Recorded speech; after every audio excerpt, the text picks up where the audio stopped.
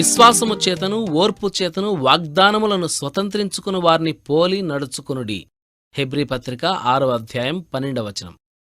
విశ్వాస వీరులు వాళ్ళెక్కిన కొండ శిఖరాల మీద నుండి మనల్ని పిలుస్తున్నారు. ఒక మనిషి ఒక పనిని చెయ్యగలిగాడంటే మరో మనిషికి కూడా అది సాధ్యమే అంటూ వాళ్ళు మనకి విశ్వాసం ఎంత అవసరమో చెబుతున్నారు. అంతేకాక విశ్వాసం ఫలించాలంటే ఓర్పు దానితో కలిసి ఎలా పనిచెయ్యాలో హెచ్చరిస్తున్నారు. మన పరలోక నాయకుని ఆధీనంలో ఉండి మనం తప్పిపోతామేమోనని ఆయన ప్రేమపూరితమైన క్రమశిక్షణతో నేర్పే పాఠాలను మన సందేహాల వల్ల నేర్చుకోకుండా నిర్లక్ష్యం చేస్తామేమోనని భయంతో జాగ్రత్త పడదాం.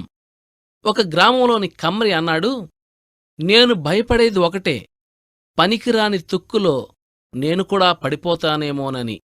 ఆయన ఇంకా ఇలా అంటున్నాడు, నేను ఒక ఉక్కు ముక్కను తీసుకున్నప్పుడు దాన్ని ఎర్రగా కాలుస్తాను, సుత్తితో దాన్ని సాగదీస్తాను, ఒక్కసారిగా దాన్ని చన్నీళ్లలో ముంచుతాను. అది ఎండుకర్రలా విరిగిపోతుందో లేక గట్టిగా నిలిచి ఉంటుందో నాకప్పుడు తెలుస్తుంది. 2-3 ప్రయత్నాలు చేసి పనికి రాకపోతే దాన్ని అవతల పారేస్తాను. పనికిరాని సామాన్లు కొనుక్కునేవాడు వచ్చినప్పుడు చవగ్గా దాన్ని అమ్మేస్తాను. ప్రభువు కూడా నన్ను ఇలాగే పరీక్షిస్తాడు. అగ్నితోనూ నీళ్లతోనూ బరువైన సుత్తి దెబ్బలతోనూ నన్ను పరిశోధిస్తాడు.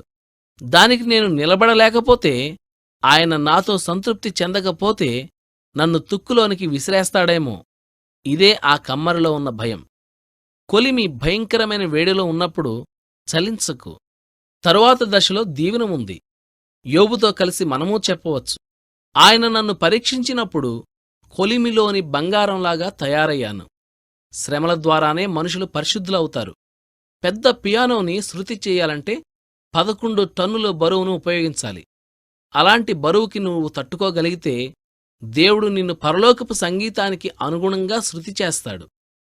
బాధపెట్టి కలచివేసే విషయాలు మనిషిని స్తోత్రార్పణకు సిద్ధం చేస్తాయి. కిలకిల నవ్వే ఆహ్లాదపు దినాల కంటే దిగ్భ్రాంతి, నాశనం, యాతన దినాలే శ్రేష్టం.